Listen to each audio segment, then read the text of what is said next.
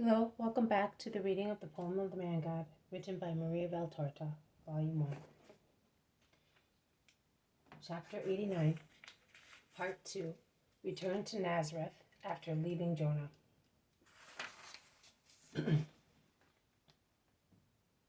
Jesus is by himself. He is walking fast among the thick olive trees, laden with small fruits which are already well shaped. The sun, although almost setting, is blazing down in the gray-green dome of the precious, peaceful trees.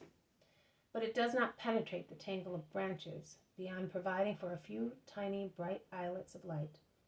The main road, on the other hand, embedded in two banks, is a dusty, blazing, dazzling ribbon. Jesus proceeds, smiling. He reaches a cliff and smiles even more happily. There is Nazareth. Its panorama seems to be flickering. Such is the heat of the blazing sun. Jesus goes down even faster. He reaches the road now, without minding the sun. He is walking so fast that he seems to be flying. He has protected his head with his mantle, which blows at his sides and behind him. The road is deserted and silent as far as the nearest houses. Now and again the voices of a child or a woman can be heard from inside of a house or a kitchen garden, the trees of which extend their branches over the road. Jesus avails himself of such shady spots to avoid the merciless sunshine. He turns into a half-shaded road. There are some women gathered round a cool well. Almost every one of them salutes him, welcoming him in their shrill voices. "Peace to you all, but please be silent. I want to give my mother a surprise." Her sister-in-law had just gone away with a pitcher of cool water, but she is coming back. They are left without any water. The spring is either dry or the water is absorbed by the parched land before reaching your garden. We don't know. That's what Mary of Alphaeus was saying. There she is. She is coming. The mother of Judas and James is coming, carrying an amphora on her head and another one in her hand. She does not see Jesus at once. She is shouting, "I'll be quicker this way. Mary is very sad because her flowers are dying of thirst. They are the ones planted by Joseph and Jesus, and it breaks her heart to see them withering." "But now that she sees me," says Jesus, appearing from behind the group of women. "Oh, my Jesus, blessed you are. I'll go and tell—" "No, I will go. Give me the amphoras." The door is half shut. Mary is in the garden. Oh, how happy she will be. She was speaking of you also this morning. "But why come in this heat? You are all perspiration. Are you alone?" "No, with friends, but I came ahead of them to see my mother first." "And Judas?" "He is at Capernaum. He often goes there." Mary does not say anything else, but she smiles while drying Jesus' wet face with her veil. The pitchers are ready. Jesus takes two. He ties one at each end of his belt, which he throws across his shoulder, and takes the third one in his hand. He walks away, turns round a corner, reaches the house, pushes the door, enters the little room, which seems dark in comparison with the bright sunshine outside. He slowly lifts the curtain protecting the door of the garden, and he watches. Mary is standing near a rose bush, with her back to the house, and is pitying the parched plant. Jesus lays the pitcher on the floor, and the copper tinkles against a stone. "Are you here already, Mary?" says his mother without turning round. Come, look at this rose, and these poor lilies. They will all die if we do not assist them.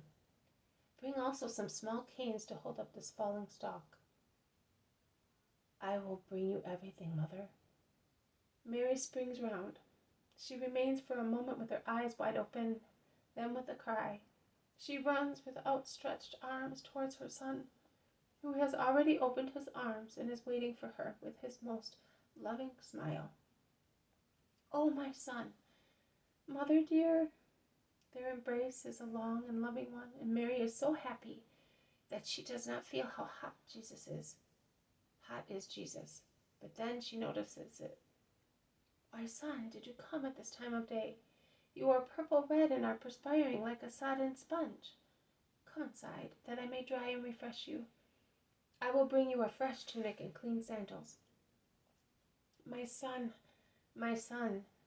why go about in this heat? The plants are dying because of the heat, and you, my flower, are going about? Are going about. It was to come to you as soon as possible, mother. Oh, my dear, are you thirsty? You must be. I will now prepare. Yes, I am thirsty for your kisses, mother, and for your caresses. Let me stay like this, with my head on your shoulder, as when I was a little boy. Oh, mother, how I miss you. Tell me to come, son, and I will. What did you lack because of my absence? The food you like? Clean clothes? A well-made bed? Oh, my joy, tell me what you lacked. Your servant, my lord, will endeavor to provide. Nothing but you. Jesus goes into the house, hand in hand with his mother. He sits on the chest, near the wall, embraces Mary, who is in front of him, resting his head on her heart, and kissing her now and again. Now he stares at her.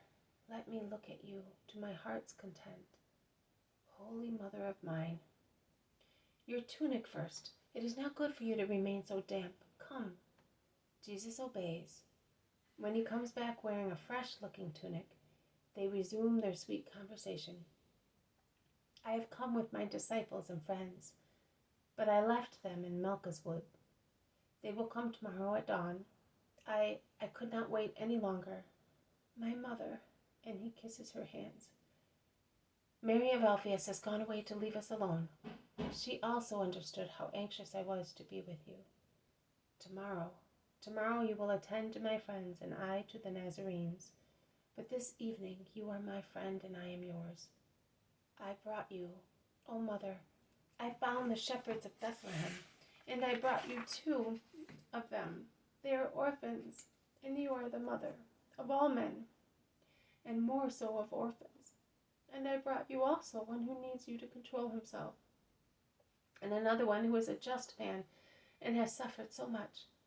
And then John, I brought you the recollections of Elias, Isaac, Tobias, now called Matthew, John, and Simeon. Jonah is the most unhappy of them all. I will take you to him. I promised him. I will continue to look for the others. Samuel and Joseph are resting in the peace of God. Were you at Bethlehem? Yes, mother. I took there the disciples who were with me, and I brought you these little flowers that were growing near the stones of the threshold. Oh, Mary takes the withered stems and kisses them. And what about Anne? She died in Herod's slaughter. Oh, poor woman. She was so fond of you. The Bethlehemites suffered a lot, but they have not been fair to the shepherds. But they suffered a lot. But they were good to you then? Yes, and that is why they are to be pitied. Satan is jealous of their past kindness and urges them to evil things. I was also at Hebron. The shepherds persecuted. Oh, to that extent? Yes, they were helped by Zacharias, who got them jobs and food. Even in their masters were hard people. But they are just souls, and they turned their persecutions and wounds into merits of true holiness. I gathered them together. I cured Isaac, and I gave my name to a little boy at Juttah, where Isaac was languishing and where he came back to life again. There is now an innocent group called Mary, Joseph, and Josiah. Oh, your name! And yours, and the name of the just one. And at Kerioth, the fatherland of a disciple, a faithful Israelite died resting on my heart, out of joy having found me. And then, how many things I have to tell you, my perfect friend, sweet mother. But first of all, I beg you, I ask you to have so much mercy on those who will be coming tomorrow. Listen, they love me, but they are not perfect. You, teacher of virtue, O mother, help me to make them good. I would like to save them all. Jesus has slipped at Mary's feet. She now appears in her motherly majesty. My son, what do you want your poor mother to do better than you do? To to sanctify them. Your virtue sanctifies. I brought them here deliberately, Mother.